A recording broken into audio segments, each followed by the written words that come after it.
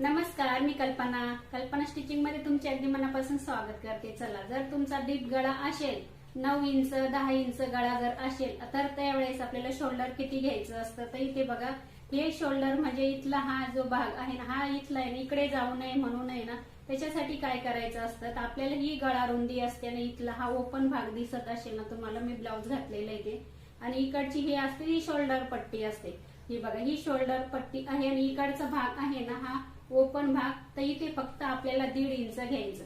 आता 30 इंचापासून तर 40 इंचापर्यंत आहे ना, 9 पेक्षा जास्त गळा मोठा असेल ना तर तुम्हाला फक्त इथं हे अंतर 1.5 इंच घ्यायचं आहे। आणि समजा त्याच्यापेक्षा कमी असेल तर तुम्ही 2 इंच घेऊ शकता। 8 इंचापर्यंत असेल ना तर तो इथे ना हा आपला गळ्याचा हा ओपन भाग असतो ना, इथे 2 इंच घेऊ शकता गळा रुंदी। आणि त्याच्यानंतर आता तुम्हाला शोल्डर पट्टी किती पाहिजे, याला म्हणतात शोल्डर पट्टी। तर आता तुम्हाला तयार शोल्डर पट्टी 2.5 इंच पाहिजे असेल तर तुम्ही ना 3 इंचाची शोल्डर पट्टी ही ठेवायची आहे आणि तयार आपली 2.5 इंचाची होणार आहे। अजिबात शोल्डर उतरणार नाही, गळा इथून खाली जाणार नाही। आणि हे बघा, नॉट पण लावायची आपल्याला गरज पडत नाही। या पद्धतीने तुम्ही जर ब्लाऊज शिवून बघितलं तर चला, आज इतकंच। चला, धन्यवाद।